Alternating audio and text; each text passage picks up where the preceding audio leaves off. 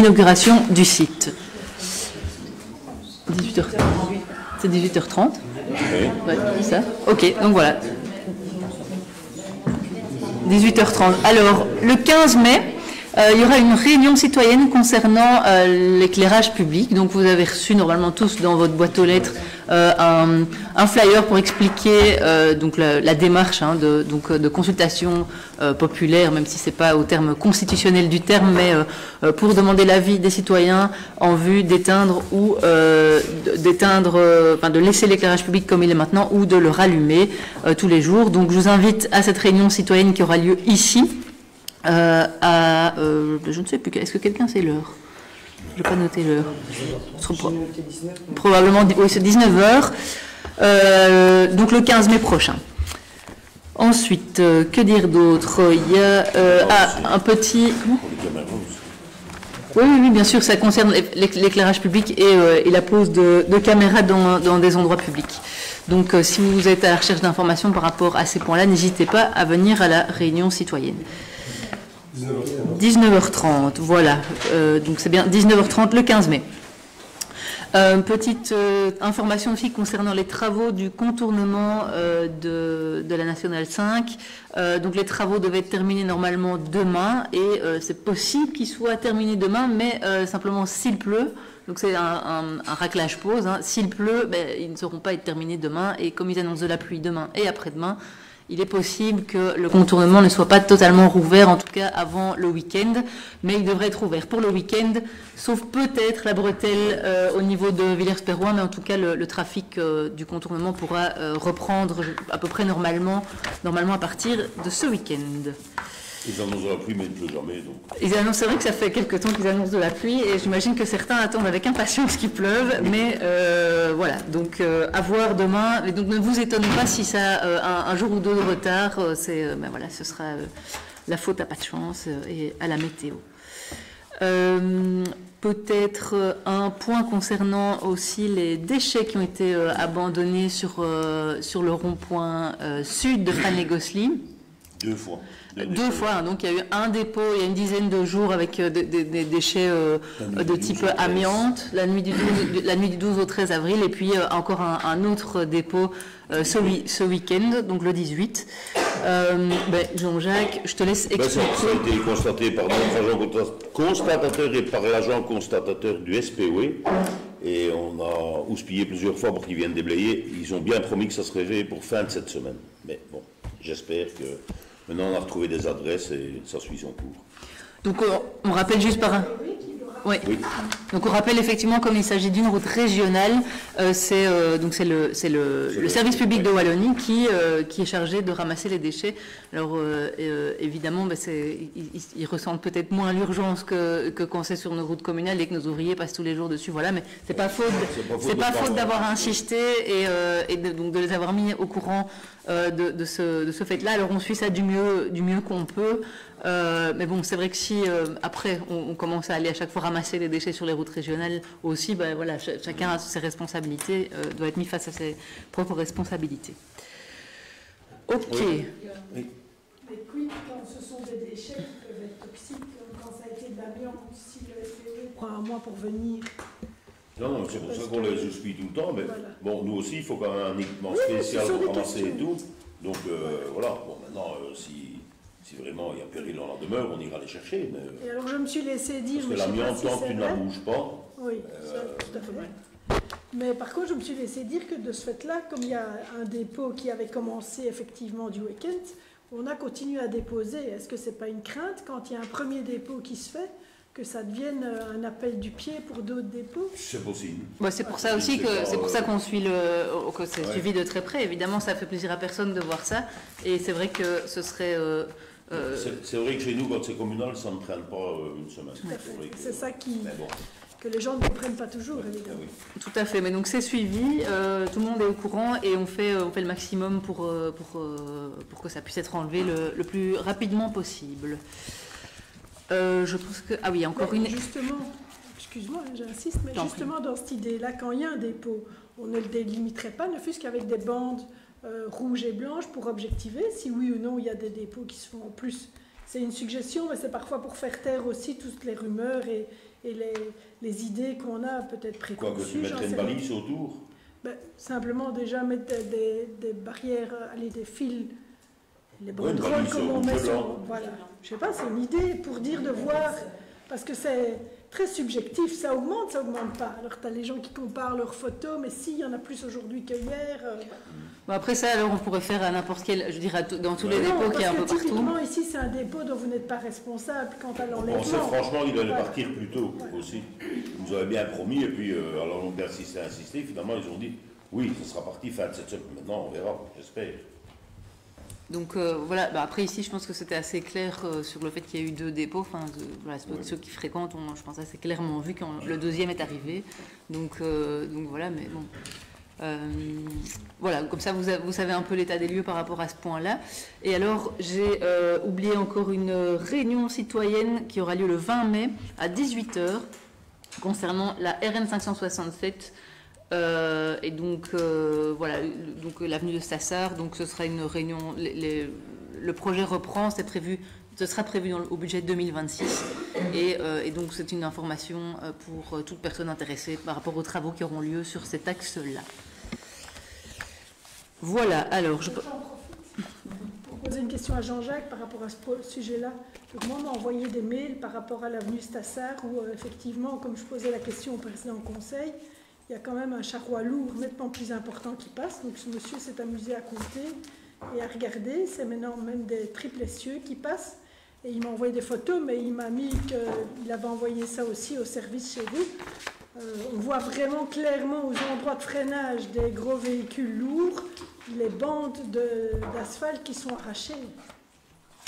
Est-ce que... Oui, si, enfin, je peux te... Oui, mais je crois, mais bon, moi je ne veux pas... J'ai imprimé le mail et tu es dans les destinataires. Et donc, il montre bien. Et donc, on lui dit dans ce mail, que je ne dise pas de bêtises, qu'on avait pris contact avec le... Donc, il a fait un signalement sur Fix My Street en février. Il n'a pas eu de retour pour le moment. Il a fait un signalement au service travaux de la commune en mars qui me dit avoir transféré le mail au SPOE.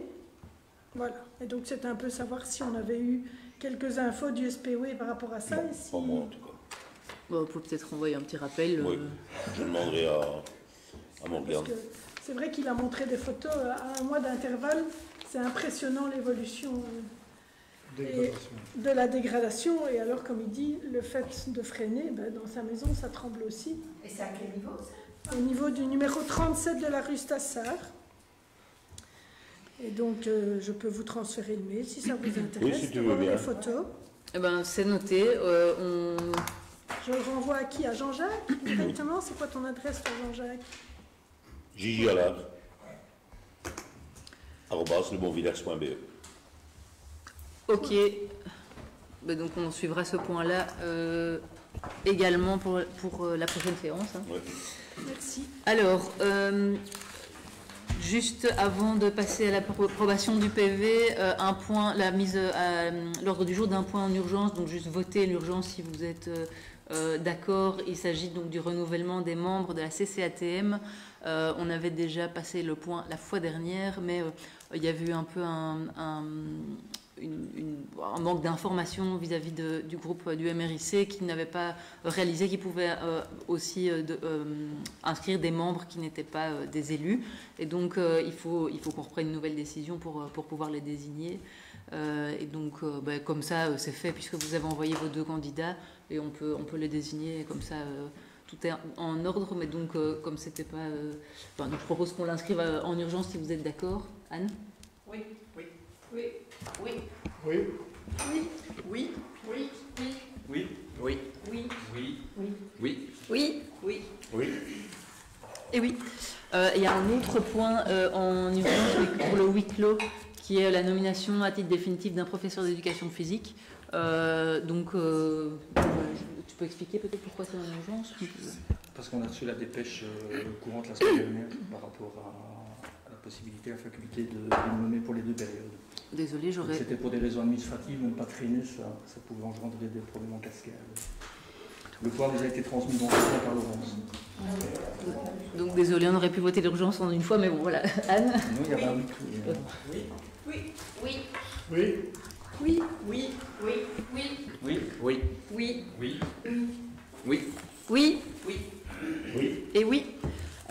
Merci. Alors pour le procès-verbal de la séance précédente, il y avait une coquille au niveau des montants du loyer, donc c'est à la page 37 du procès-verbal, au niveau des montants des loyers pour les appartements au château de Dobelair. Il était écrit 590 € par mois pour un appartement une chambre, 590 € par mois pour un appartement une chambre PMR. Il était écrit pour un appartement 2 chambres 690 €, mais en fait c'est 680. Et pour un appartement 3 chambres 780, mais en fait c'est 770. Donc voilà, il y avait chaque fois 10 € en moins pour les deux derniers.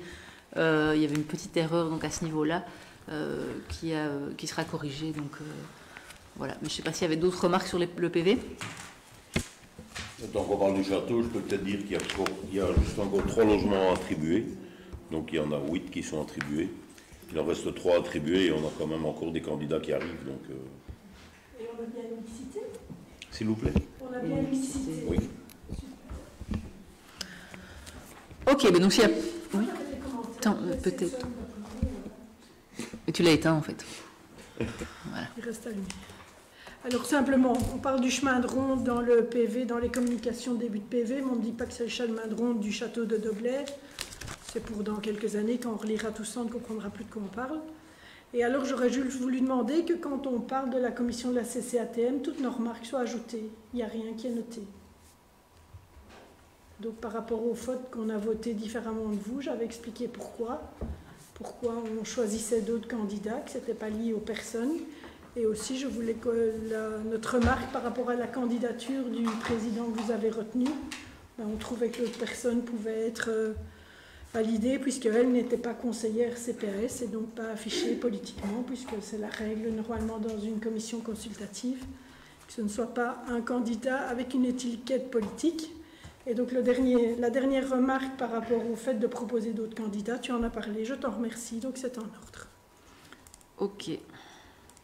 Ben, donc on peut modifier ça. Le chemin de ronde, tu peux juste dire à quelle page c'est C'est dans les communications, tout au début. Ok. Ce sera indiqué. Merci. Anne? Oui. Oui. Oui. Oui. Oui. Oui. Oui. Oui. Oui. Oui. Oui. Oui. Oui. Oui. Oui. Et oui.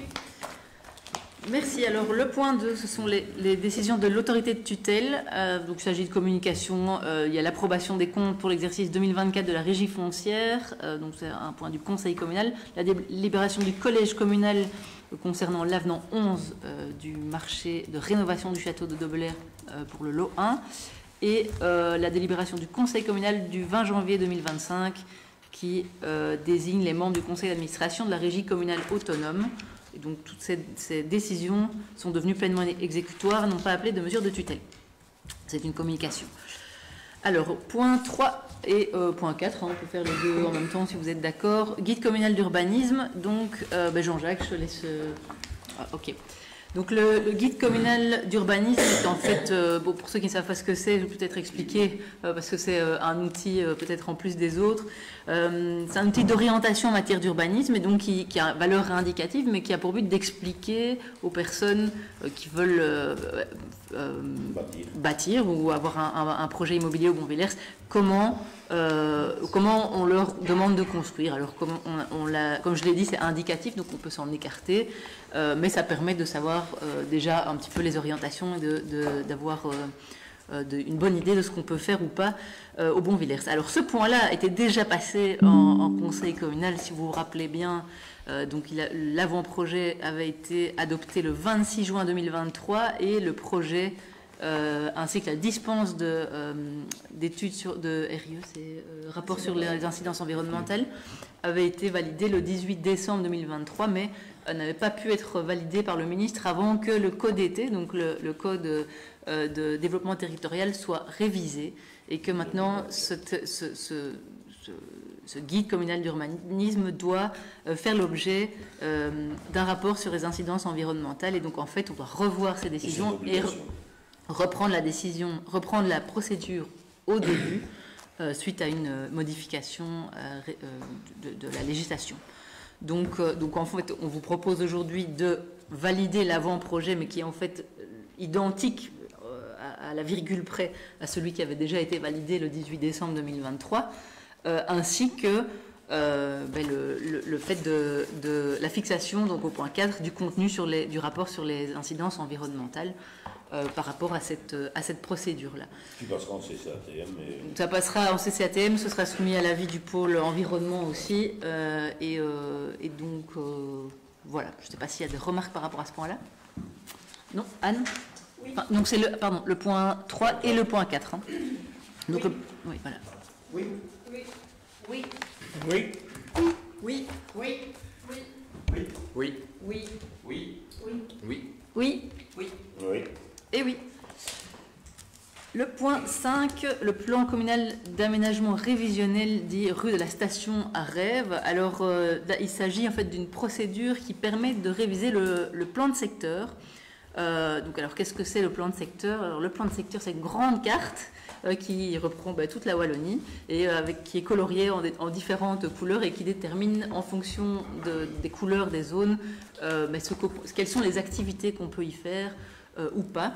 Et donc en 1976, il y avait eu une erreur de coloriage de cette carte au niveau de 2 zones, donc au niveau de la rue de la Station à Rêves et au niveau de Melay, je ne sais plus où c'était.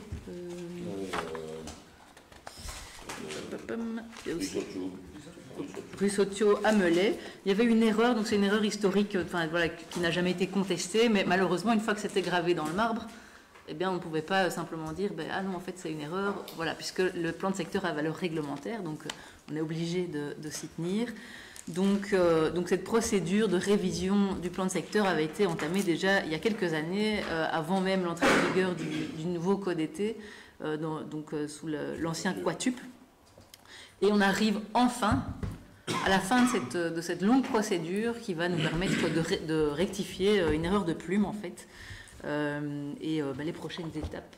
Donc ça va être soumis aux fonctionnaires délégués et ensuite on arrive tout doucement à la fin. Donc voilà, quel changement? Eh bien, il y a eu deux remarques de riverains qui ont été prises en compte et donc qui ont été on a réduit la zone de parking et d'équipement technique. Voilà, et là aussi la zone de construction à proximité de 2 habitations de la ruelle du Coucou, mais donc ça c'était suite à des remarques effectuées par les riverains. Voilà. Tout à fait. Je ne sais pas s'il y a des remarques. Non. Non, ok. Anne? Oui. Oui. Oui. Oui. Oui. Oui. Oui. Oui. Oui. Oui. Oui. Oui. Oui. Oui. Oui. Oui. Oui. Oui. Et oui. Alors l'objectif, marché de travaux pour le remplacement des couvertures et zingueries. Jean-Jacques, je te laisse expliquer. Oui, pour un poste à Melay, musée Rodava et les annexes de l'école Mirabel. Donc c'est une fixation des conditions de marché traditionnelles. Mais bon, c'est 3 choses à faire, donc qui passeront à l'extraordinaire. Tout à fait. 2025. Tout à fait. Tu l'as de nouveau éteint. Voilà. On avait juste une petite question par rapport au point poste et son devenir, on en est où? Pour le moment, le point poste reste toujours le point poste. Normalement, ça devrait aller au magasin en face. Oui. Et après, nous verrons. Et on a dit. On n'a pas encore de projet décidé. Il n'y a pas de date de fin qui est déjà fixée, déterminée? Il n'y a pas de date prévue à Merlin. On savait que le commerçant devait suivre une formation. Les aménagements qui sont faits au niveau du magasin, qui sont estimés fin juin, début juillet. Mais je n'ai pas la maîtrise du Mais c'est parce qu'on a des questions aussi des riverains qui nous demandent quand le point poste va fermer, et comme ça on peut aussi répondre par rapport à ça. Mais quand on le saura exactement... Oui, il fera une publication. Bon, forcément, mais il ne sera pas fermé, puisque quand il est fermé de place, il nous fera l'autre. Il y aura toujours un point poste à Melay. Oui, il n'y a jamais d'interruption du service. Il n'y aura pas d'interruption de service. Voilà. Et on ne sait pas encore le devenir. Il était question, à un moment donné, ça avait été évoqué en Conseil de l'action sociale par rapport à l'épicerie, mais... On ne sait pas encore, ce sont vraiment des pistes pour l'instant, il n'y a rien de décidé. D'accord. Et le fait que le bâtiment soit lié à un subside de la Fairway, il n'y a pas certaines conditions à respecter pour la poursuite de l'activité dans le bâtiment? Le point poste L'ensemble du bâtiment, dont le point poste. Donc je ne sais pas. si le côté poste est lié au subside FRW. C'était l'ensemble du bâtiment, c'était la maison... L'extension maison de village et puis la bibliothèque au-dessus, mais le bâtiment initial, je ne pense pas qu'il était subsidié ou couvert au cadre d'une convention. Après, j'avais l'impression que c'était l'ensemble du bâtiment qui était considéré comme la maison multiservice et donc qui rentrait dans ce cadre-là. Après, il y a souvent des délais au-delà desquels finalement on peut... Voilà. Il y a plus, les conditions sont levées, quoi. C'était juste un cas de l'activité pendant 10 ans. Oui, il me semble aussi. Hein, bon, j'avais ça en tête aussi. C'est juste une question. Ok. Merci. Donc, on n'a pas encore voté, hein, l'objet 6. Anne ? Oui. Oui. Oui. Oui. Oui. Oui. Oui. Oui. Oui. Oui. Oui. Oui. Oui. Oui. Oui. Et oui. Alors, le point 7, ici, il s'agit de règlements complémentaires. Donc, on a le point 7, le point 8, 9, hein, jusqu'au point 15 compris. Donc, il y a une série de règlements complémentaires relatifs au stationnement pour différentes parties du village. Alors, on a essayé, parce que c'est vrai que ce sont des points qui sont un peu indigestes, même si ça passe très vite en conseil, mais pour que les spectateurs, le public et même les conseillers, en fait, hein, voient bien de quoi on parle, on fait une petite projection concernant les différents règlements. Ça va aller vite, mais comme ça, les gens comprennent bien de quoi on parle. Alors, l'objet 7, donc si ça vous va de tous les voter ensemble, des règlements qui ont à peu près le même objectif. Le point 7, donc là, il s'agit de revoir les conditions de stationnement. Donc ici, suite à la construction d'une nouvelle habitation, à moitié sur le trottoir, à moitié sur la voirie. Et donc, c'est rue de Chasseur, rue du Tilleul, au Bon-Villers.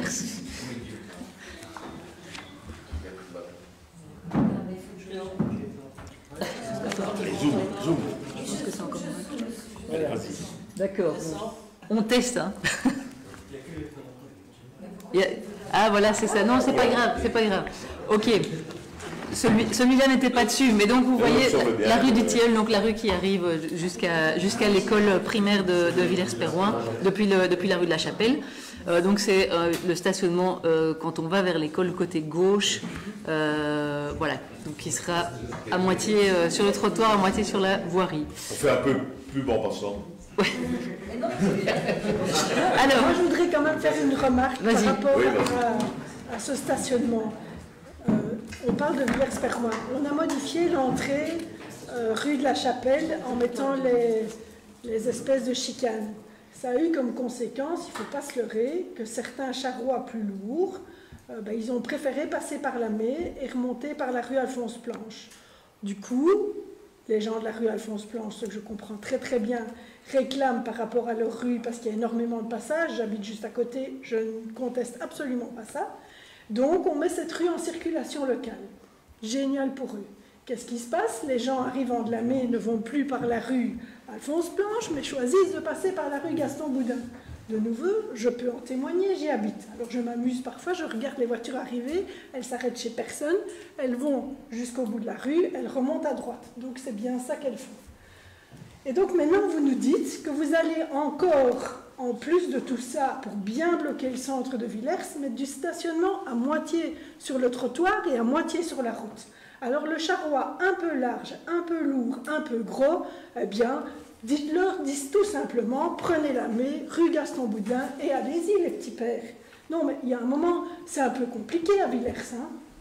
Alors je suppose que prochainement on va nous dire, c'est pas grave, on va mettre la Mai en circulation tracteur et mobilité lente, allons-y quoi. Enfin, Villers-Perroin, ça devient assez folklorique de le traverser. Donc, je ne sais pas si, et là où je veux en venir, c'est qu'on nous parle depuis 6 ans, 7 ans maintenant de ce fameux plan de mobilité, que vous alliez le réaliser, ce plan de mobilité. Là, on l'attend. Là, clairement, on en a besoin. Il n'est toujours pas là. Et alors, on prend des petites décisions plic-ploc. Enfin, est-ce qu'on ne devrait pas, encore une fois, attendre et prendre tout ça ensemble en vertu de ce plan de mobilité? Mais tout ça, ce sont des modifications qui viennent du plan communal de Ben mobilité. oui, mais on les met plic-ploc l'une derrière l'autre. Chaque fois les gens prennent des plans B, ça perturbe tout le monde. Qu'il y ait quelque chose de concerté et d'organisé une fois pour toutes. Mais non c'est, alors, Donc pourtant, il faudrait tout mettre en même temps. Ben, il me semble, oui. Qu'en même temps, ce soit clair pour les gens. Non? Je t'assure, viens voir. Rue Mais Gaston maintenant, tu dis que Boudin. les charrois remontent par la rue Gaston Boudin peut-être, mais Alphonse Planche pas. Ça. Vous n'y arrivez pas, ils revenaient chez nous. Mais maintenant qu'en plus c'est circulation locale, Parce qu'il faut pas dire que c'est des chicanes à la rue de la Chapelle qui font changer les charrois agricoles de sens. Ça, non. il y en a quand même qui le disent. Hein. Parle-en avec Hubert Dumont, il te le dira. Ben oui, mais non, mais pourquoi? À lui, c'est un moins bon fermier que toi. Mais non, Si, non, si, pas du tout. explique-moi. Mais Pourquoi tu non. fais une grimace alors? Je Pourquoi ne est-ce fais que pas son de avis grimace. n'est pas intéressant? Parce qu'il n'y a que lui qui dit ça. Moi, je connais plein d'agriculteurs et il n'y a personne qui fait le détour par la rue Gaston Boudin. Bah, écoute, Excuse-moi, moi mais- je vois passer des camions de Servimat devant chez moi. Qu'est-ce Camion, qu'ils font là? camion, c'est pas un agriculteur pour moi. Non, mais c'est du gros charroi, t'es Ouais, d'accord c'est avec pas un moi? agriculteur. Non, mais qu'est-ce qu'un camion de Servimat fait dans la rue Gaston Boudin? Et je n'en sais rien, Marie-Cécile. Justement, Bruno, je passe mon temps à regarder, je me pose aussi la question. Je ne suis quand même pas débile, enfin je crois pas. Je me suis posé la question et je regarde. mais, ok, après, Non, mais je ne te parle pas d'un camion. bon, je pense qu'on va, on a bien entendu ta Je remarque, pense que Marie-Cécile. ce serait vraiment chouette que ce fameux plan de mobilité soit peut-être expliqué dans leur ensemble par village, plutôt que faire des petits aménagements comme ça, par-ci, par-là. Ouais, après, ce sont des aménagements qui ont été quand même validés par plusieurs instances, et donc notamment par la police. Bon, à un moment, et qui ont été élaborés et pensés dans le cadre du plan communal de mobilité, dans lequel il y a de la consultation citoyenne, etc. Mais après, voilà, j'entends bien les répercussions que ça a. Après, je pense qu'il faut voir aussi. Encore une fois, il faudrait. c'est ce côté plic-ploc. Mais qui si est tu me bon. laisses terminer, peut-être juste de voir aussi comment. Normalement, c'est les juins qui répondent. qu'est-ce Oui, que- ben je vais répondre. Mais non, mais en fait, moi, Le plan communal de mobilité, la prochaine fois, on fera tout en même temps. Quand on fera un truc, on fera tout en même temps. Mais je dois vous signaler aussi qu'on a fait des réunions de mobilité, de plan de mobilité, que vous étiez invités, qu'on vous a vu une fois ou deux fois. Je les ai bien Alors, lus, Jean-Jacques. Non, Excusez-moi, ça, à un c'est trop, moment donné. c'est Allez. trop Bon, facile. je crois que l'incident avec Claude. C'est trop facile, Jean-Jacques. Oui, oui, Bon. c'est trop facile. Ok, Vous mais aussi, en vous tout, avez facile. en tout cas, c'est noté. Pas de souci. C'est noté, Marie-Cécile, et je pense qu'on verra aussi dans la mise en œuvre comment ça se passe, et effectivement, s'il y a des répercussions qui n'ont pas été peut-être pensées, parce qu'on peut Mais effectivement. que on n'a les pas gens la- comprennent les choses dans leur ensemble. Oui, C'est ok. tout ce que je demande. C'est noté, la communication. Je ne dis pas qu'il ne faut pas faire des choses. Je dis que les choses doivent être expliquées et pensées dans leur ensemble. Alors, l'objet 8 et l'objet 9, ce sont deux règlements dans lesquels il y avait une coquille simplement. Donc, ça concerne le stationnement ici chez la fleuriste à Franlegosli et à la friterie à Rêve. Simplement une erreur dans le code du panneau. C'était, pour le point 8, c'était XC au lieu de XA et idem pour le point 9. Donc voilà, c'est corriger une coquille sur le code du panneau. L'objet 10, ça concerne un F99, donc le F99, on aurait pu le projeter aussi, mais donc c'est le panneau bleu où on voit un tracteur, un vélo, des piétons et des chevaux, et donc ça indique un chemin pour la mobilité lente et pour les agriculteurs. Et donc alors il y a plusieurs chemins qui sont mis en F99, donc dans lesquels on ne pourra plus avoir accès, sauf si on est on fait partie de cette mobilité douce, ou si on est un agriculteur. Donc il y a d'abord le chemin des Hayettes à Rêve, oui, donc, tout à fait. Je ne sais pas si tu... Attends, j'essaie de... Mais non, tu cliques là. Voilà. Voilà, chemin des Hayettes, hop là, tu dézoomes. Voilà, donc c'est à Rêve entre la rue Review ouais. Et la rue, oui c'est ça, c'est à partir de la rue Review. Alors il y a ensuite le 11, ça concerne le chemin de Fontaine-l'Évêque. Qui va de la rue de Bruxelles jusqu'à Watimé. Jusqu'à Watimé, qui n'est à mon avis déjà pas souvent fréquenté par autre chose. Mais effectivement, Donc la partie entre la rue de Bruxelles et le château, on va dire, et puis entre Puis du château jusqu'au le château jusqu'à Watimé, à l'exclusion évidemment des habitations, parce qu'il faut que les personnes puissent rentrer chez elles. L'objet 12, c'est le chemin du Moulin à Couas, Ça, c'est le chemin qui longe le contournement à Melay. le contournement à Melay, tout à Les gens fait. connaissent peut-être un peu moins celui-là. Oui, à mon avis, doit être. Ah, le nom, Oui. Et ça son prolongement, en fait, hein, chemin de Nivelles. le chemin de Nivelles, donc, un peu plus loin. Ok. Jusque la ferme au cochon, la ferme loquet. Jusqu'à. Voilà, c'est ça. Donc, ce chemin- Et puis il y a l'objet numéro 14, donc ça concerne aussi un F99.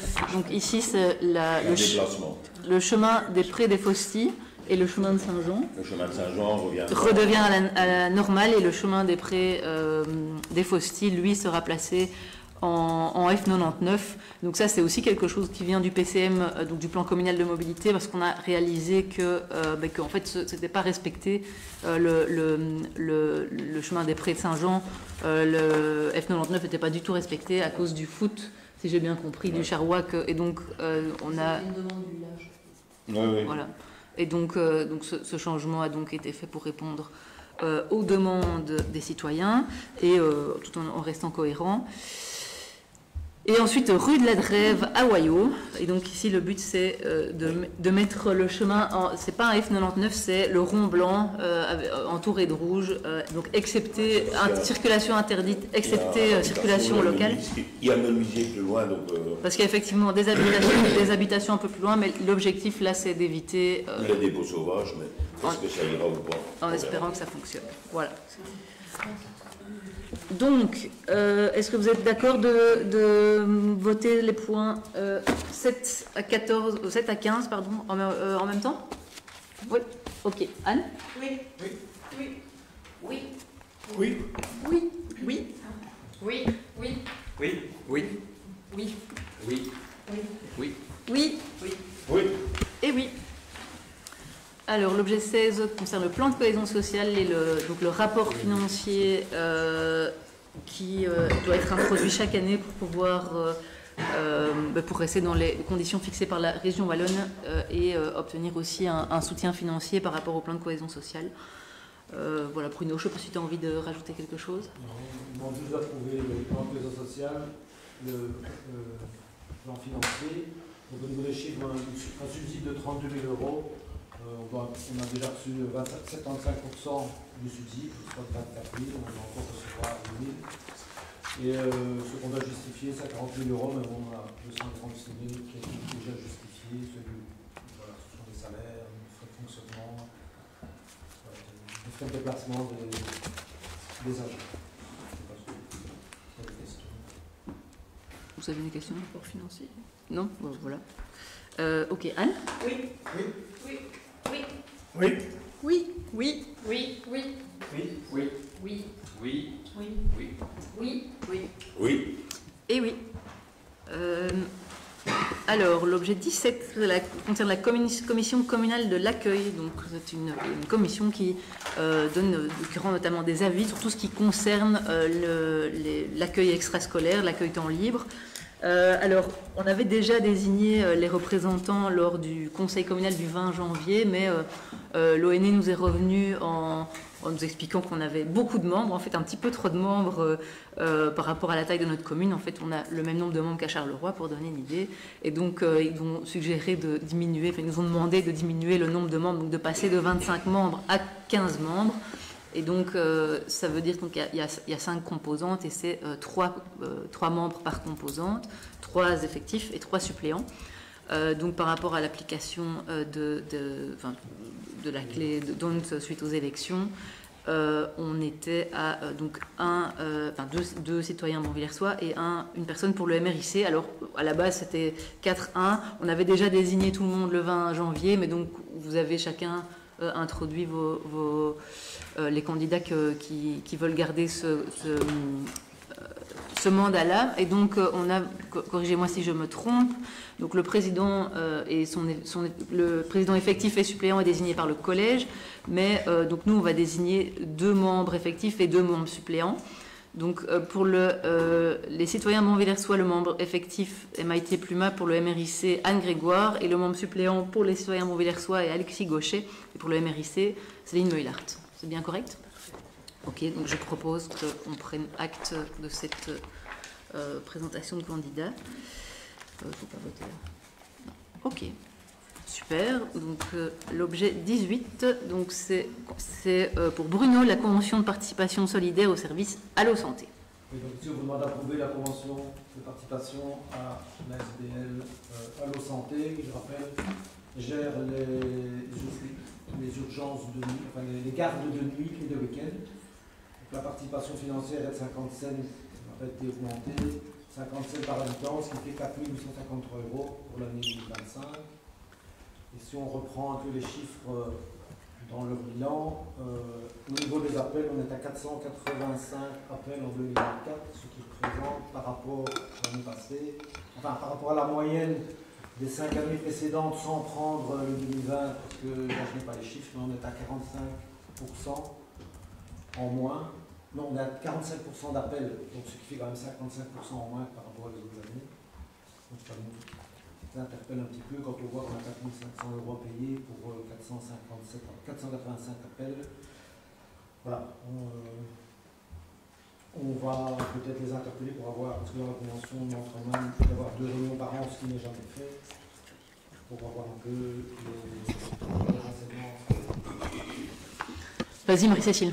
J'avais une suggestion, parce que vous savez bien, je côtoie régulièrement les médecins traitants, et c'est un sujet dont on parle souvent.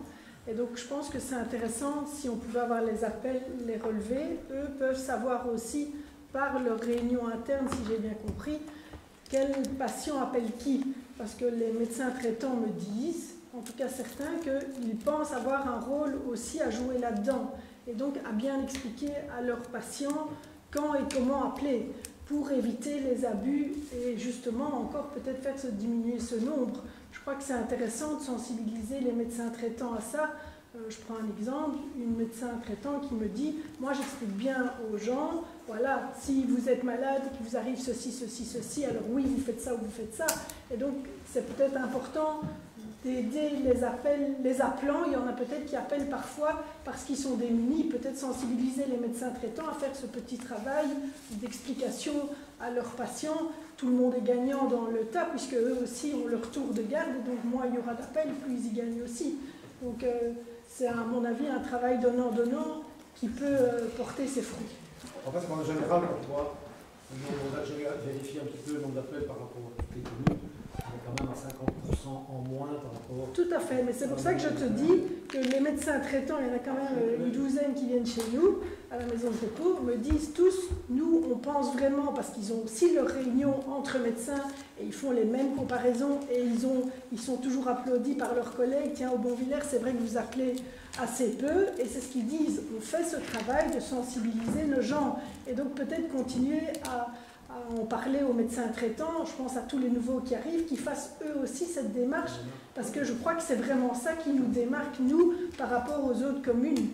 C'est ce travail que font nos médecins traitants, d'expliquer à leurs gens, non, si tel symptôme se manifeste, alors ça ne sert même à rien d'appeler le 3333, vous êtes directement aux urgences. Enfin, il y a quand même toute une gradation dans les maladies. Alors, ils ne savent pas être devins et tout dire tout le temps, mais il y a quand même beaucoup de maladies, surtout les maladies d'enfants. Ils peuvent prévoir et imaginer ce qui peut arriver dans les heures qui suivent et donc aider les gens à comprendre et à mieux réagir. Ça vaut peut-être la peine d'une fois peut-être passer le message à la maison médicale via l'équipe de coordination. Parce qu'en fait, sais que le docteur Navo y est sensible aussi, il n'est plus là, tu vas dire, mais il y est sensible. Oui, mais en fait, finalement, c'est pas que les médecins traitants, c'est aussi tous les autres prestataires, enfin finalement les kinés, ce genre de choses. Et justement, on ne pourrait pas, je ne sais pas, c'est une question que je me pose, je n'ai pas d'idée de ce qu'on pourrait faire par rapport à ça, mais avoir justement au niveau communal, sur le site, une liste comme on fait chez nous au niveau vétérinaire, on sait qui est de garde, et alors qu'au lieu d'avoir ce service Allo Santé, avoir un point de rapport où ils viennent sur le site chercher, ben voilà, c'est la pharmacie de garde, c'est un tel, le médecin de garde, c'est un tel, et pouvoir directement prendre contact avec le système de référence.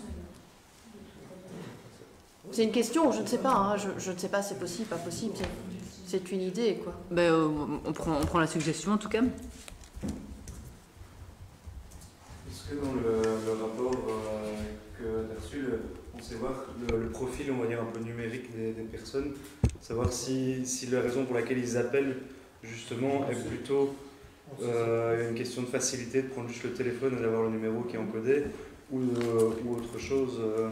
Ce qu'on a comme chiffre, c'est de savoir le nombre d'appels pour les médecins, pour les pharmaciens, Oui, ces détails-là, c'est les médecins qui les ont. Ouais. Nous, on ne peut pas les avoir. Nous, on les a pas. Ok, mais donc on prend note de la suggestion et on voit comment ça peut être éventuellement mis en œuvre. Et voilà, sinon je propose qu'on vote, puisqu'on a voté ce point-là aussi. Anne? Oui. Oui. Oui. Oui. Oui. Oui. Oui. Oui. Oui. Oui. Oui. Oui. Oui. Oui. Oui. Et oui, alors l'objet 19 concerne l'adoption d'un mandat de gestion avec le Fonds du logement des familles nombreuses de Wallonie pour l'immeuble situé à chaussée de Bruxelles 600 AAC à Frane-et-Gosselies. Alors, donc on propose de renouveler un mandat qui était déjà passé il y a une dizaine d'années pour donc la gestion de ces logements-là. Donc il s'agit, vous voyez certainement, des 3 logements qui sont près de la grange Agricoeur. Donc ces logements appartiennent, enfin, la commune en est propriétaire, mais il y a un bail emphytéotique qui a été conclu avec le Fonds du logement des familles nombreuses de Wallonie, qui a ensuite réalisé des travaux pour pouvoir réaliser ces 3 logements et qui se rémunèrent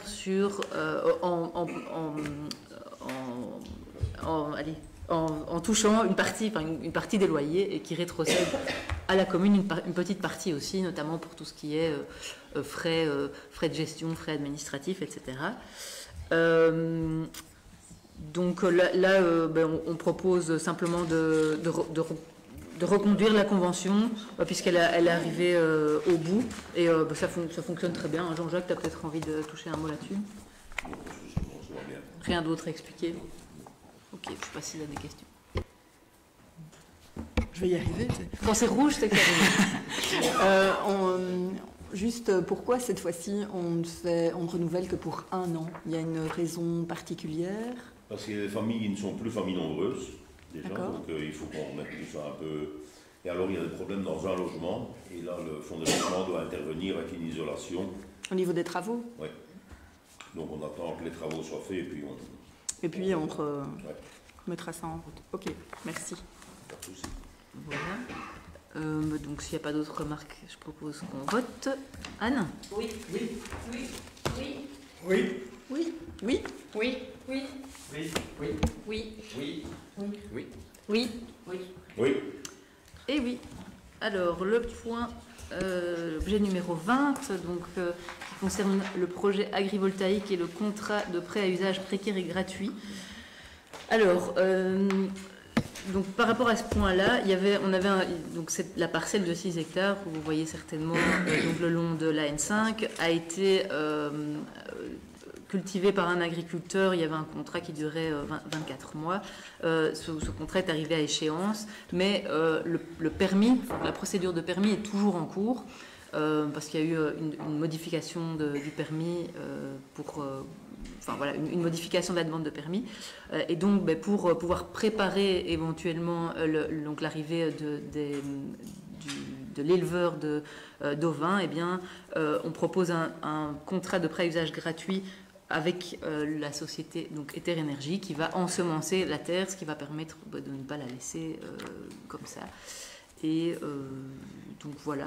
Alors, par rapport à ce point-là, il y a quand même des petits éléments qu'on voulait clarifier suite à des informations qui ont été diffusées récemment. Donc, tout d'abord, on entend souvent que les riverains n'ont pas été consultés. Alors ça, c'est faux en fait, parce que donc le permis, il y a eu 2 enquêtes publiques dans le cadre des 2 permis. Il y a eu plusieurs réunions citoyennes, donc il y en a eu 3 réunions citoyennes, dont une dernière récemment lors de la modification du permis, alors qu'il n'était même pas obligatoire. Il y a eu de multiples communications Facebook à ce sujet-là. Le conseil communal Là, on l'a abordé au moins sur 2 séances, et avec aujourd'hui, ça fera 3 séances, donc des séances qui sont à chaque fois publiées sur Facebook. Il y a eu une publication dans le bulletin communal. Et donc, voilà, alors pour les réunions citoyennes, tous les riverains ont été personnellement, c'était pas juste voilà, quelque chose sur Facebook, ont été personnellement invités à faire leurs remarques. Donc on ne peut pas dire que les riverains n'ont pas été consultés dans ce dossier, ça c'est déjà une chose. Et alors, on voulait aussi préciser que c'est pas un projet, un projet lucratif où la commune se fait de l'argent sur le dos des agriculteurs. On est ici dans un projet pilote qui a un objectif de transition écologique, qui veut tester un modèle et qui ne veut certainement pas le voir s'uniformiser sur l'ensemble du territoire. Ça c'est très clair. On est bien conscient du risque allez, comment on dit, que les terres, enfin, voilà, que les terres deviennent de plus en plus chères, etc. Et si la commune avait voulu gagner de l'argent, elle aurait vendu sa terre au plus offrant. Et là, c'était clair que il n'y avait pas, enfin voilà, elle aurait pu recevoir de l'argent. C'est pas du tout le but ici. Alors, maintenant, on peut être pour ou on peut être contre le projet, ça c'est sûr. En tout cas, dans sa dernière décision, le collège a mis plusieurs recommandations, 12 recommandations. Je vais essayer juste de les retrouver parce qu'elles étaient ici. Je vais les passer en revue parce que ça vaut quand même la peine. Donc, la première recommandation, c'est de créer un comité avec la commune, les agriculteurs, le porteur de projet et les riverains pour garantir le respect de ces engagements. Donc ça, si ce n'est pas de la participation, je ne sais pas ce que c'est. C'est la création d'une communauté d'énergie. C'est l'installation de batteries qui sera étudiée afin de permettre une distribution de la production pendant les heures creuses. Le projet n'engendrera pas de décrochage, on l'a déjà expliqué, parce qu'il n'est pas sur le même réseau, c'est de la moyenne tension, et donc ce n'est pas sur le même réseau que nos maisons à nous, et donc il n'y aura pas de problème de décrochage par rapport à ça. Donc les haies qui sont projetées derrière les habitations seront doublées et alors les haies, elles font tout le tour du projet. Les structures ne sont pas bétonnées au sol, donc ça veut dire qu'à la fin du projet, on peut les retirer, on remet la terre en pristine état, on n'est pas comme dans un socle pour une éolienne, où là, c'est sûr que ce qui va avoir, enfin le socle en béton, il est quand même plus compliqué à aller enlever après. Donc il y aura un bardage bois autour des cabines. Il y aura donc toutes les structures devront être totalement démontables. Il y aura un écran végétal sur le pourtour du site et les eaux pluviales des toitures des volumes projetés qui seront récupérés en cas de besoin pour les activités agricoles. Il y aura la réalisation d'une noue et un cheminement au sein du site qui ne sera pas empiré pour pouvoir effectivement remettre en état la terre agricole au terme du projet. Voilà, donc ça permet un peu de faire un petit peu le point sur ce projet important. Et voilà, si vous avez des remarques par rapport à ça, on vous écoute.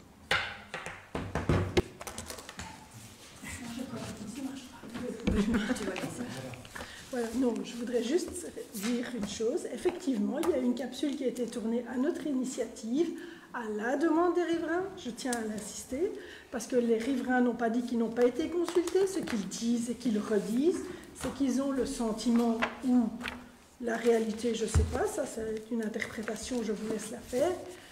Être consulté, c'est une chose. Ce qui est important, c'est d'être entendu. Et ça, ils n'ont pas du tout l'impression d'être entendus. Et donc voilà pourquoi ils ont demandé à faire une capsule. Ils ont interpellé la presse parce que, encore une fois, ils n'ont pas le sentiment d'être entendus et écoutés par Iter-Énergie. C'est tout. Et donc ça, je ne veux pas jouer sur les mots, mais je ne peux pas te laisser le dire. Consultés, ils ont été consultés, mais entendus, ils n'ont pas le sentiment d'avoir été entendus. Donc ça, c'est une grosse nuance. Et la deuxième chose, je pense que leur démarche est sur la rectification de points qu'ils estiment pas dit et pas complètement dit, et notamment quand tu parles de l'aspect lucratif, ils n'ont pas attaqué la commune en parlant d'aspect lucratif, ils ont fait valoir que selon eux, par rapport à la surface utilisée, la quantité d'énergie produite ne leur semble pas proportionnée. Et donc voilà, j'aimais bien de rectifier ces points-là. Ok, ben merci pour les rectifications. Et si si personne ne veut rien ajouter, je propose qu'on vote donc la convention de prêt à usage précaire et gratuit pour pouvoir ensemencer la terre. Anne. Oui. Oui. Oui. Oui. André. J'ai dit. Non. Non. Non. Non. Non. Oui. Oui. Oui. Oui. Oui. Oui. Oui. Oui. Et oui. Alors, l'objet 21 qui concerne le patrimoine communal et l'acquisition d'une parcelle de terrain et d'une cabine appartenant à la SWDE. On aurait pu faire une petite projection par rapport à ça pour que les gens voient bien où c'est. Et donc, c'est une acquisition qui est subsidiée à 80%. Oui, mais...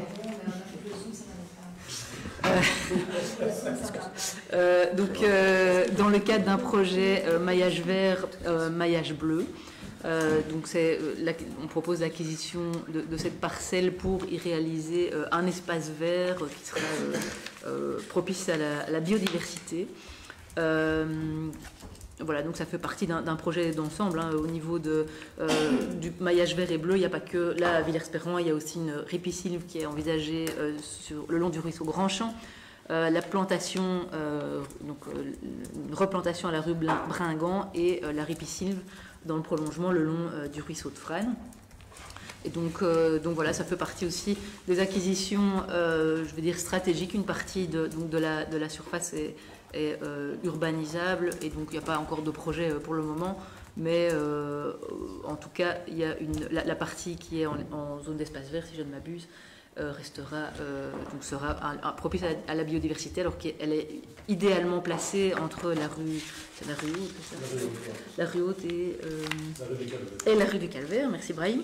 C'est assez, ce sera très pratique pour les écoles qui sont vraiment pas loin de pouvoir s'y rendre et donc participer à des activités de découverte de la nature et de la biodiversité. Et donc voilà, alors cette parcelle, donc c'est un achat qui est subsidié, donc c'est à hauteur de 80%, je l'ai déjà dit, donc c'est 226 000 € subsidiés à hauteur de 80%. Voilà, je ne sais pas s'il y a des questions par rapport à ce projet qui est déjà passé au conseil communal plusieurs fois. Moi j'ai éventuellement une question par rapport à ça. Je t'en prie. Quand je vois le coût d'achat de ce terrain, est-ce qu'on pourrait aussi, primo, voir un petit peu comment on va envisager qu'il soit entretenu? Et si par exemple on avait ce projet commun avec vous de créer un espace par exemple dédié pour les animaux, pour les chiens, pour les gens pouvoir lâcher leurs chiens en liberté, et donc justement pouvoir mélanger la partie développement des espaces verts et de la biodiversité, tout en maintenant un certain entretien sur le terrain et pas le laisser partir à rien, avec cette possibilité pour les propriétaires de chiens de pouvoir aller, parce que bon, c'est quand même une belle superficie, ne pas la laisser partir à rien non plus, et qu'elle puisse servir justement pour les citoyens, pouvoir permettre à leurs animaux de se déplacer en liberté, vu que sur nos terrains communs, enfin sur les terrains en général, c'est interdit, or beaucoup de gens le font. Merci pour la suggestion. Alors, au niveau bon, pourquoi pas, enfin je ne sais pas, c'est sans doute à discuter, de voir comment ça peut être combiné. Après il y a quand même un objectif pédagogique qui est derrière et un subside qui est lié aussi, et donc voilà, on ne pourrait pas, je pense, le transformer juste en espace de liberté pour les chiens. Dans le cadre de l'espace pédagogique, ça va ressembler à quoi pour les écoles alors? Ça, c'est quelque chose qui va être co-construit avec les écoles aussi. Le but, c'est de les impliquer pour qu'elles puissent y aller. Généralement, ça finit par ressembler à un terrain en jachère, en friche ou liberté totale, avec pas grand-chose dedans. Après, ils sont guidés. Je veux dire, on leur dit... on va par exemple leur proposer des plantes qui peuvent être installées et qui ne vont pas demander de l'entretien quotidien, parce que sinon, effectivement, c'est compliqué. Et puis, même s'ils le faisaient au quotidien pendant les vacances, alors c'est... Enfin, voilà. Donc, ça, les écoles ont l'habitude de travailler sur ce genre de projet et d'être accompagnées par rapport à ça. Après, je trouve que la démarche est quand même intéressante en termes de mixité. Les chiens n'ont pas besoin de... Faut voir en termes... Moi, je ne me rends pas compte de l'espace nécessaire pour faire courir des chiens en liberté. Il faut voir aussi par rapport à la partie urbanisable ce qui resterait. Mais après, je trouve que la proposition a le mérite d'exister et pour être réfléchie. Juste pour ajouter aussi, Vas-y. il y a un projet que donc, les enfants de l'école maternelle et de l'école primaire l'utilisent. Si pour le chemin, tu as le calvaire et tu descends pour rejoindre la rue, donc le Warché. Oui. Et c'est vraiment donc, c'est des projets qui sont donc, entretenus par les enfants de l'école maternelle et de l'école primaire. Oui, tout à fait. Sur tout ce chemin-là, il y a déjà toutes des petites installations d'accueil de la biodiversité qu'on avait inaugurées il y a quelques années, il y a plus de 3 ans. Voilà, mais je ne sais pas, Jean-Jacques, par rapport aux chiens. Ok. Ça mérite peut-être d'être étudié parce que c'est quand même un grand espace. Le bout là où on a fait de la pierrage, où on met des plantes, c'est quand même plus un peu laissé, ça pousse de façon très sauvage, on va dire comme ça. Je pense qu'on n'a peut-être pas besoin de mettre 40 arbres en espace totalement sauvage, avec le risque de voir se dégager soit des espaces de dépôt clandestins, soit des espaces justement de nichage, de choses qu'on n'a pas envie peut-être de voir arriver à cet endroit-là. On est quand même tout près des champs, donc évitons d'avoir peut-être des renards ou des choses pareilles derrière les poulaillers des gens. Donc voilà, peut-être qu'un espace pour les chiens, c'est un bon compromis. Ben, en tout cas, c'est noté. Et puis, c'est déjà clôturé sur une grande partie. Mais c'était dans votre programme. C'est pour ça qu'on prend la balle au dos. Eh bien, c'est bien. Donc, vous faites bien, c'est noté. Voilà. Merci. Mais en attendant, je propose qu'on vote le point 21, donc l'acquisition de la parcelle subsidiée. Anne ? Oui. Oui. Oui. Oui. Oui. Oui. Oui. Oui. Oui. Oui. Oui.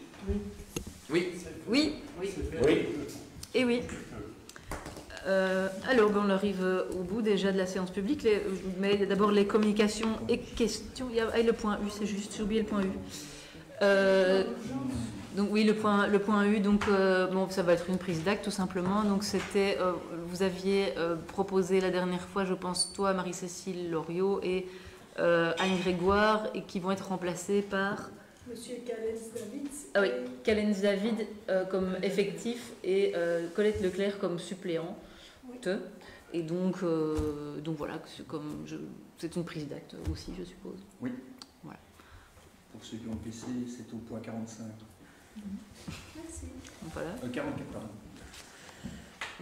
Et donc maintenant, parce que l'autre point U, c'est en... Non, mais c'est en huis clos. C'est en huis clos. Communication et questions. Je passe la parole à Bruno pour le point positif, l'initiative positive du mois. L'initiative positive du mois, oui, donc c'est le fait d'avoir pu trouver une solution pour le groupe d'aînés qui allait quotidiennement manger à la cellule, puisque vous savez que la cellule a fermé ses portes et tous les jours on avait un groupe d'aînés de 10-12 personnes qui allaient prendre leur repas du midi.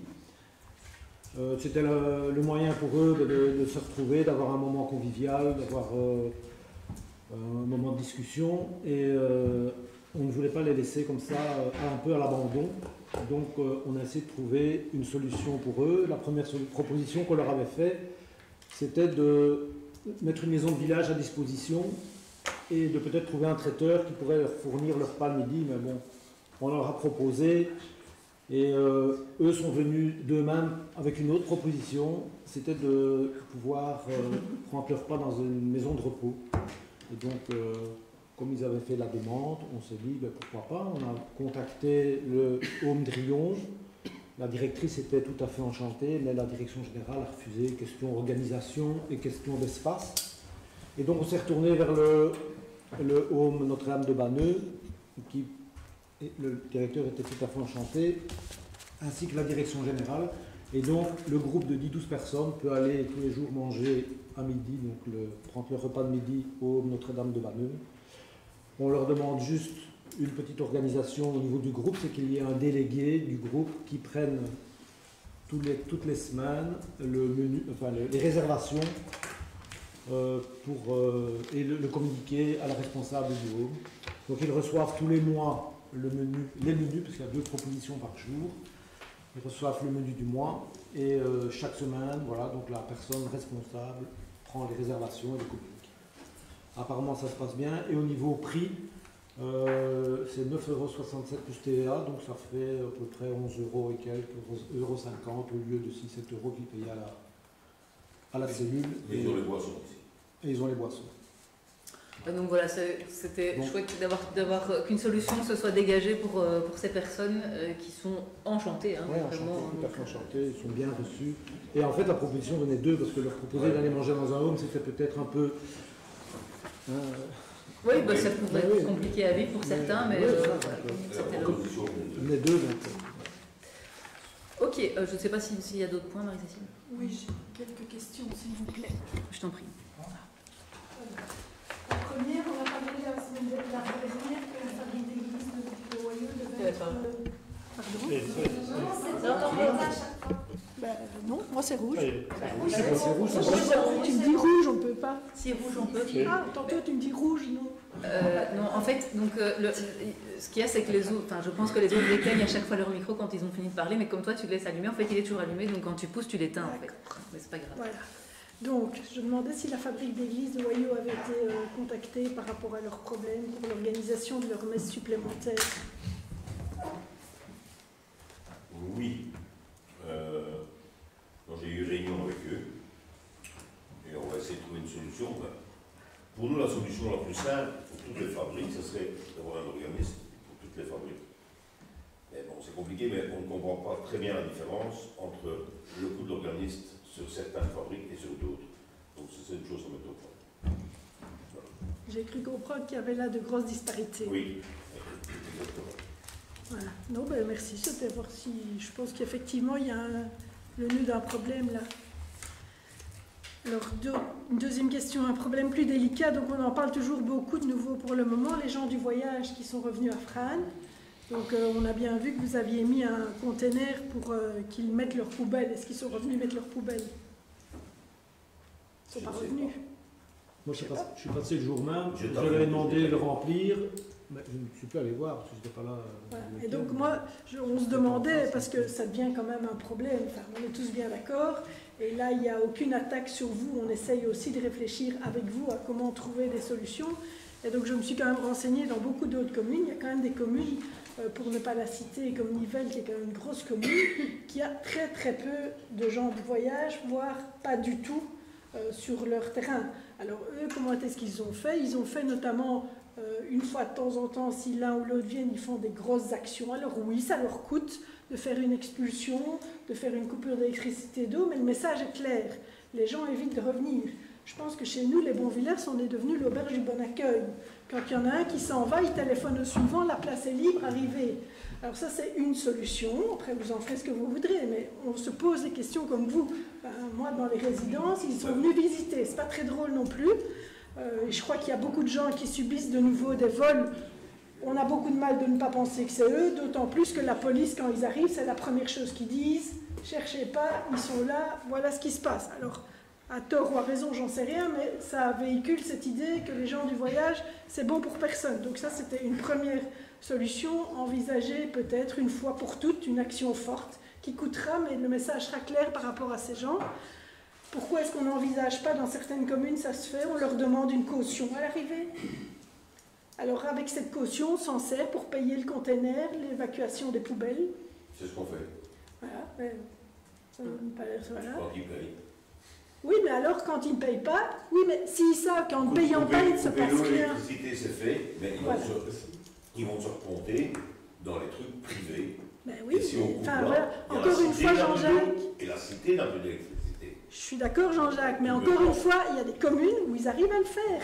Donc, je ne sais pas, moi, comparer, poser des questions aussi autour de chez vous. Vous avez, je suppose, la même chose que nous au niveau du parti, l'occasion de vous renseigner et de savoir comment font les autres. Et donc, il y en a chez qui ça peut fonctionner.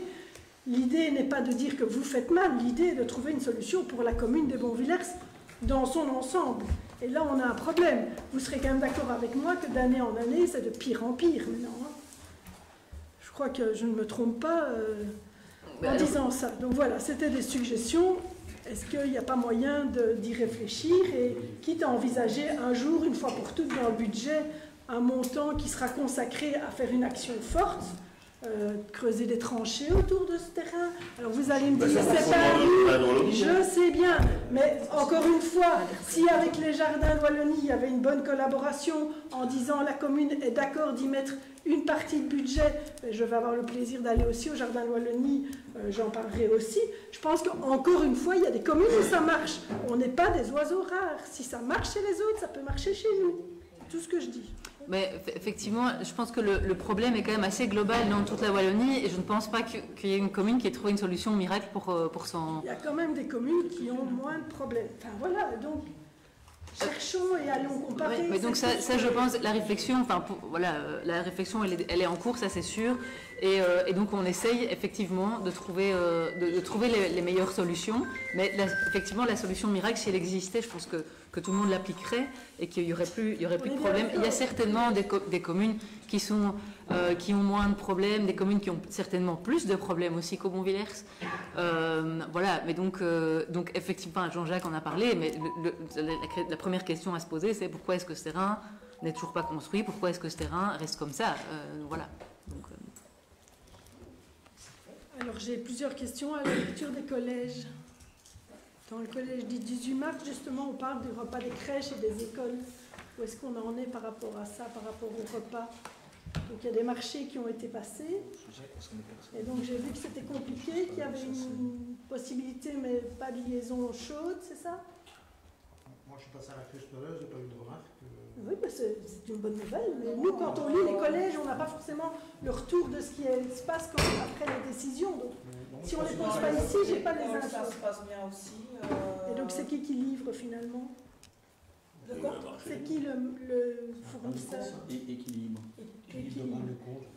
Qui a le marché jusqu'aux grandes vacances. C'est ça. Et Et après, qui livre on a en un liaison deuxième chaude. marché. Qui livre en liaison chaude Oui. dans toutes les écoles et dans les crèches. Et qui fait les panades et qui fait tout finalement. Oui. Parce que ça avait été tout un débat. Encore une fois, nous, quand on lit les collèges, on voit les questions, on voit les interrogations, mais on ne voit pas forcément ce qui est mis en place derrière. Donc, si je ne pose pas la question ici, je ne peux pas le savoir. Et on a eu une réunion dernièrement avec l'équipe de coordination, avec les directions, pour voir justement comment ça se passait au sein des écoles. Et il y a eu des petits couacs au départ. Voilà, mais puis voilà, maintenant tout se passe bien et la société réagit très vite dès qu'il y a un petit état.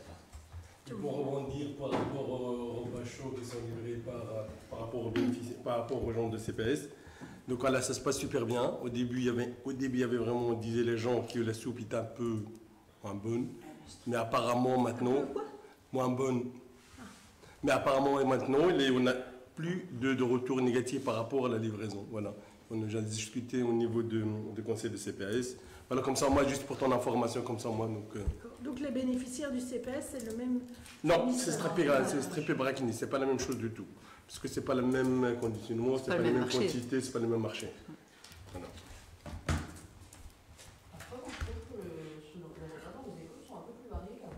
oui, moi j'ai des retours. Les retours que j'ai sont positifs au niveau de la qualité aussi. Tant mieux, c'est le principal. Dans le collège du 25 mars, vous parlez du système du contrôle d'accès à l'école du Vieux Château. C'est ce dont on avait déjà parlé en conseil, qui est des parlophones qui sonnent. Oui, ou même visible. Avec caméra. GSM pour pouvoir ouvrir à distance. Merci. Par contre, dans ce même collège, vous parlez de la géolocalisation des véhicules et des machines du service travaux, donc après le problème du vol. Mais là, vous reportez le point. Parce que... Non, vas-y. Ne vous battez pas. Allez, Jean-Jacques, vas-y. On reporte le point parce qu'on n'a pas encore fait les marchés et on cherche d'autres sociétés parce que pour le moment, on ne trouve qu'une. On a été au salon des mandataires, on ne trouve pas vraiment ce qu'il nous faut. Voilà. Donc on attend. Mais vous cherchez toujours le fournisseur. C'est toujours à l'étude. Ça n'est pas oublié. Loin de là. Alors, dans le même ordre d'idée, au collège du 1er avril, je vais laisser Anne expliquer. On a vu qu'il y avait un point par rapport à l'assurance et aux dégâts matériels, l'approbation de la proposition à plus ou moins 31 000 €. Par rapport au vol. Donc, l'expert parle L'expert d'une de l'assurance. Oui, oui. Hein, l'expert de l'assurance. L'expert de l'assurance a fait une proposition. Vous aviez fait une déclaration, c'était plus ou moins 63 000 euros. Ici, l'expert a proposé 30 000 euros. Et vous avez indiqué qu'il y aurait une récupération de 21% sur les achats des factures par rapport aux nouvelles machines. Mais il y a une phrase, je voudrais juste une petite explication. Vous dites que vous acceptez la proposition de 31 000 euros, mais vous dites que vous allez la récupérer. La différence entre le montant déclaré et remboursé sera compensée par l'économie réalisée sur les prochains investissements en machines et outillages. Enfin, comme... On vient d'acheter, donc on Oui, ne mais- va pas devoir Oui, racheter dans un an, quoi. Oui, mais ça, je le sais, mais il y a quand même un montant important qui a disparu, et donc... Vous estimiez que Vous les achats, il y en estimez que les avait achats- pour 60 000 euros. Et là, Et là, vous dites que l'assurance vous donne 30 000, mais que c'est pas grave, on va faire une économie. S'il y avait des achats à faire pour 60 000, vous allez quand même devoir acheter pour 60 000. d'autant Oui, plus on que a le du coût matériel des... en fin de vie. Donc c'est peut-être ça la différence. Parce que les coûts Déjà, des c'est machines, ça, il a- oui. Quoi. le coût des machines a quand même augmenté. Oui. Et on a toujours des machines qui sont quand même de plus en plus perfectionnées ou autres. Je suppose que vous tendez vers ça pour faciliter le travail des ouvriers. Donc c'est juste, je ne comprenais pas trop, nous ne comprenions pas trop cette... Je reviendrai avec ça la prochaine fois. Si un assureur parmi nous, qui ne m'en veut pas, vous a peut-être déclaré un peu plus pour être sûr d'avoir au moins la moitié. C'est possible aussi, hein, ça. T'as des infos par rapport à ça? Et le Quoi véhicule. T'avais des infos par rapport à ça? Le véhicule, et puis le véhicule a été trouvé. Oui, ça, il n'est pas compris. Il n'était pas compris, c'est uniquement... Ils sont cités. C'est uniquement au niveau des outillages que c'est spécifié. Enfin, voilà. Ok, ben donc on reviendra. On avait parlé qu'on ferait le point sur un peu le coût, ce que vous rachetiez, ce que l'assurance. Et comme on a vu, ben, on aime bien avoir des explications. Quoi. Ben, on reviendra, Jean-Jacques vous reviendra avec un point là-dessus la prochaine fois, c'est noté. Vas-y, tu peux. Le 8 du 4, toujours au niveau des collèges communaux, il y a un point qui parle de la définition du cadre des charges d'urbanisme. De la Donc, définition. qu'est-ce qu'on entend par définition du cadre des charges urbanistiques? La définition du cadre des charges. C'est un point qui est reporté. Oui, c'est parce qu'on veut mettre les charges d'urbanisme, donc c'est 80 € du mètre carré maintenant, mais en plus il y a les plantations à faire et tout, et on voudrait cadrer tout par mètre carré de surface qui est imperméabilisée, les compensations qu'on devrait mettre en arbre et tout, aussi bien pour une cour aménagée que pour un bâtiment ou quelque chose. Dans les logements, c'est très cadré, on doit mettre autant de mètres de haie, autant d'arbres et tout, mais ceux qui n'étaient pas cadrés, maintenant, c'est, je veux dire, un agriculteur, il fait un hangar, mais qui bétonne autant de mètres carrés devant son hangar. Donc, on va imposer une compensation en arbre aussi, mais on ne sait pas encore combien, quoi, donc ça, c'est pas l'étude. D'accord, c'est ça que vous allez dire. Voilà. Oui, c'est une discussion au collège et on n'a pas encore tranché là-dedans, D'accord. Toujours dans le même collège, on parle d'un inventaire des biens à rénover. Et donc c'est dans la même idée que la liste des chancres que vous aviez établie. Oui. D'accord. Et le but, c'est d'écrire aux citoyens en leur demandant... En lui proposant toutes les solutions qu'il y a, Corinov, les primes qu'il peut avoir et tout. Ne pas le forcer, parce que forcément, tu ne forces pas quelqu'un à rénover son bien s'il n'a pas les moyens ou s'il n'en a pas l'envie. Mais c'est de lui faciliter la tâche et le suivre s'il veut faire des aménagements. D'accord. Ce n'est pas tendre comme les chancres à un moment donné vers des possibles... Oui, comme ça. L'expropriation. Non, c'est pour informer les gens. Oui, mais c'est pour informer les gens. c'est arrivé. C'est pas dans le but de détruire sa maison. Quoi. Non, mais on parlait dans l'autre côté. Oui, de l'autre côté, on parlait quand même d'expropriation. Donc voilà, avec les stars. On parle de ça. Ah oui, mais on parle pas de ça ici. D'accord. Et ça aussi, c'est un agent communal qui va faire le tour de l'entité et qui va relever. Et il y a des critères qui ont été établis. Non, mais bon, comme tout un chacun, on voit bien quand c'est... On va parler s'il y a juste un petit truc de travers, quoi. Mais il y a des logements, franchement... Oui, comme partout. Voilà.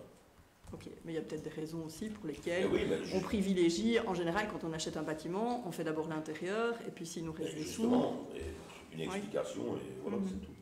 Ok. Moi, je voudrais revenir juste aux charges d'urbanisme. Donc, elles sont passées à 80 € du mètre carré? Oui. Et c'est depuis quand, ça? On a décidé ça quand? Je ne sais plus.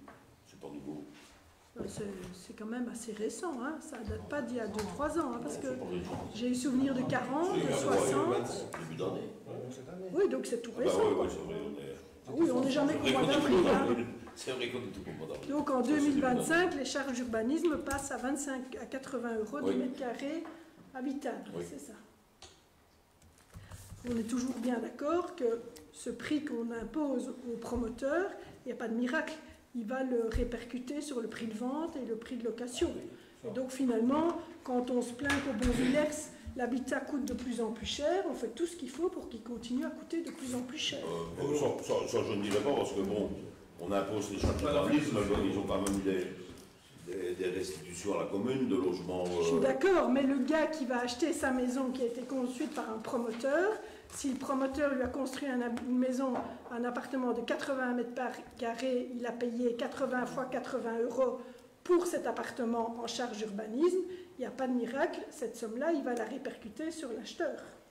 On est donc bien d'accord, on fait tout ce qu'il faut pour contribuer à augmenter le prix d'achat des logements au Bonvillers. Je suis d'accord avec vous. Merci. Non, enfin, moi je dirais que... On fait tout ce qu'il faut. On fait... Je suis d'accord, mais les charges d'urbanisme... Mais oui, mais... J'entends bien que c'est calme. Je suis d'accord, ça augmente partout. Mais à partir du moment où Et à 80 l'événement... €, on est dans la fourchette basse. Ah ben non.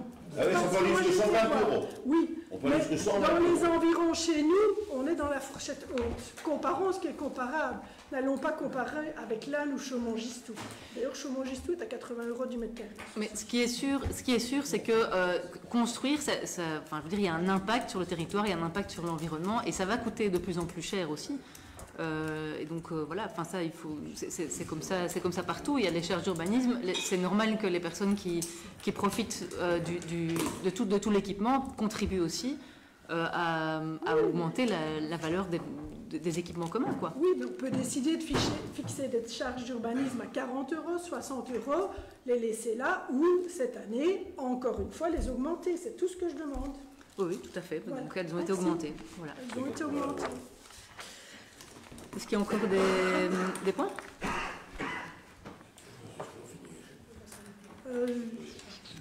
Non, c'est au huis clos si vous voulez bien. Ok, donc on va pouvoir clore la séance publique. Merci au public.